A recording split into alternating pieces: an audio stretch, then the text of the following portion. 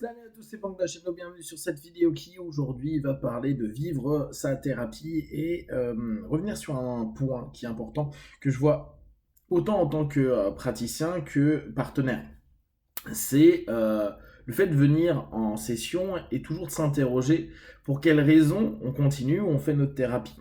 Le travail sur soi est quelque chose d'essentiel et même si parfois on sent que ça peut ne pas nous correspondre ou en tout cas où on est dans des phases un peu down, il y a toujours la question à se poser, est-ce que je continue avec ce praticien ou est-ce que je vais aller voir ailleurs ou est-ce que je prends un temps de pause pour un petit peu déblayer ce que j'ai déjà capté et puis j'y retourne.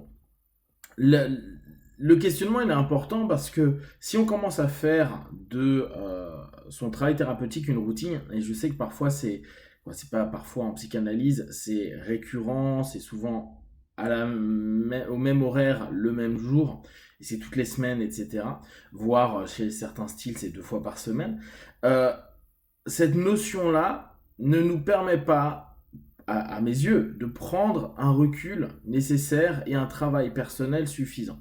Alors, c'est vrai que d'un côté, cette façon de faire, de dire voilà, on se voit toutes les semaines, euh, outre le coût excessif que ça peut revenir pour le partenaire, il y a un truc bien, c'est que si on est un peu déglandu, ça nous permet quand même de continuer à travailler sur soi, de faire une démarche proactive vis-à-vis de soi-même.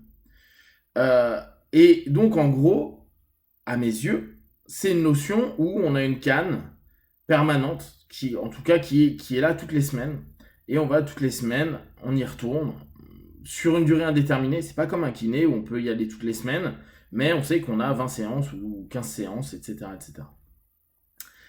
Là, on a quelqu'un qui va revenir régulièrement sur ce cheminement-là. Quand je faisais moi ma psychanalyse, ce qui m'avait marqué à un moment donné, c'était que ma psy me dise non mais faut que tu arrêtes d'avancer dans ton coin et de faire ton taf tout seul, parce que nous on s'est arrêté quelque part et en gros elle voulait qu'on retourne sur le point où on s'était arrêté à la fin des 45 minutes. Enfin, moi c'était pas 45 minutes, mais globalement c'est l'idée.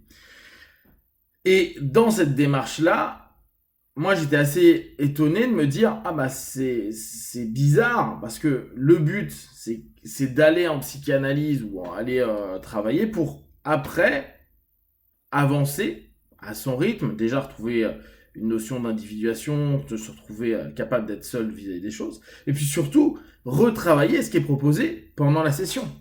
Et vu que si on se met à retravailler ce qui est proposé pendant la session, ce qui a émergé, les émotions qui sont arrivées, les choses qui se bloquent, les choses qui sont récurrentes, etc., etc., euh, automatiquement, si on le fait quotidiennement un petit peu tous les jours, euh, on va avoir un point de vue, une sensation, une émotion, et donc un discours qui peut avoir évolué.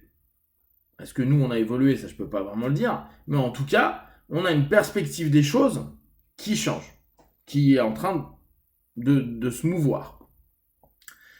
Et moi, on me disait, non, il faut globalement que tu attendes ta session pour retravailler sur toi. Donc, ça, c'est une manière de faire auquel moi, j'adhère pas, parce que je trouve que ça laisse le partenaire ultra passif. Le plus, c'est de se dire, bon, peut-être les choses mûrissent comme elles peuvent mûrir par rapport à ce que le subconscient et le conscient, donc la transe, a pu, à un moment donné, capter pendant la session.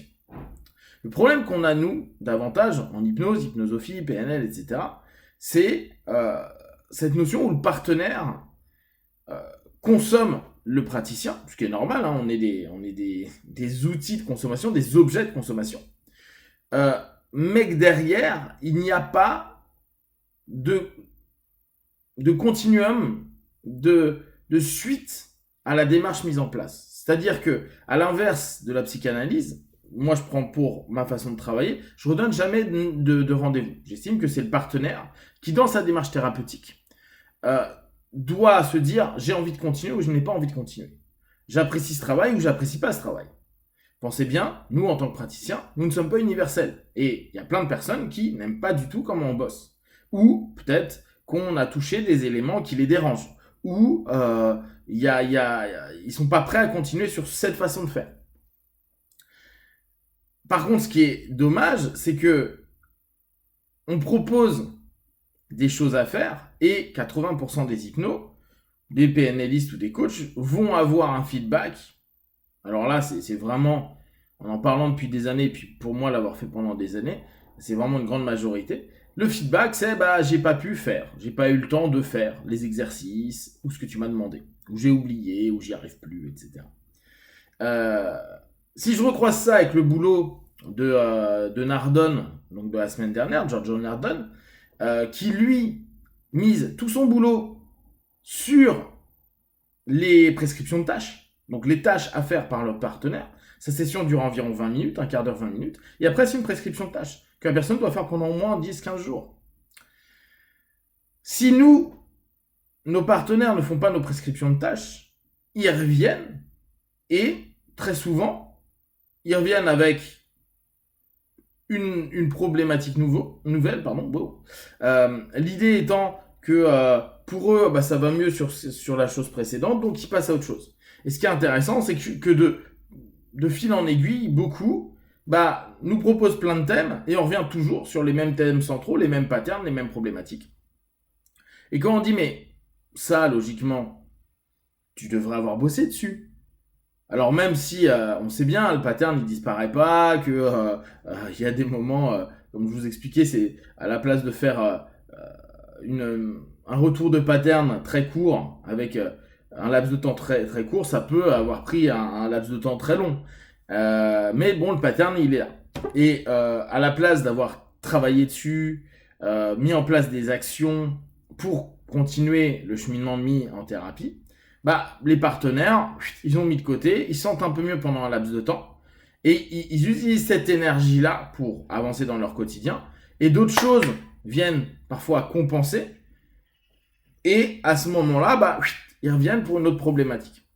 Ou quand on continue à dire, on continue ce qu'on a fait la dernière fois, moi, une de mes questions clés, de départ, c'est dire, ok, qu'est-ce qui a avancé, qu'est-ce qui n'a pas avancé. Et maintenant, je deviens plus précis, c'est qu'est-ce que tu te souviens de la dernière session et qu'est-ce que tu as bossé sur la dernière session, depuis la dernière session.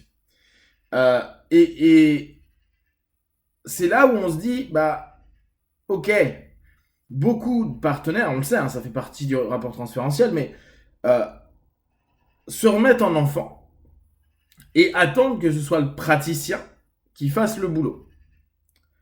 En gros, et encore plus avec les travaux sur les trans, que ce soit hypnose, sophro, PNL, etc., les partenaires se mettent en mode passif et attendent des 30, 40, 50 ou l'heure d'avoir un espèce de boost, un espèce de une reprogrammation X ou Y, etc. Et puis se dire après, moi je suis off, j'ai rien d'autre à faire que ça. Alors déjà que pendant les sessions, c'est à nous en tant que praticiens de les bouger, de dire réponds aux questions, donne-moi de l'info, les je sais pas, ça n'existe pas, c'est juste que tu te connectes pas ou que t'as pas envie ou que tu te déconnectes. Et si tu te déconnectes, c'est ton problème, c'est pas le mien. Moi, je te pose des questions, t'es dedans et d'un coup tu te déconnectes, c'est parce que t'as pas envie, c'est que c'est une fuite, c'est qu'il y a un problème. Donc parle-moi de cette fuite. Et les je sais pas n'ont plus de sens à ce moment-là.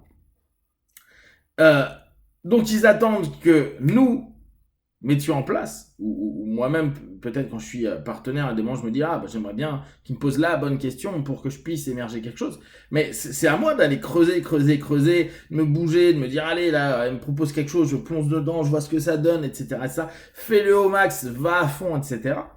Parce que c'est un moment pour nous, parce que c'est un moment pour faire émerger quelque chose.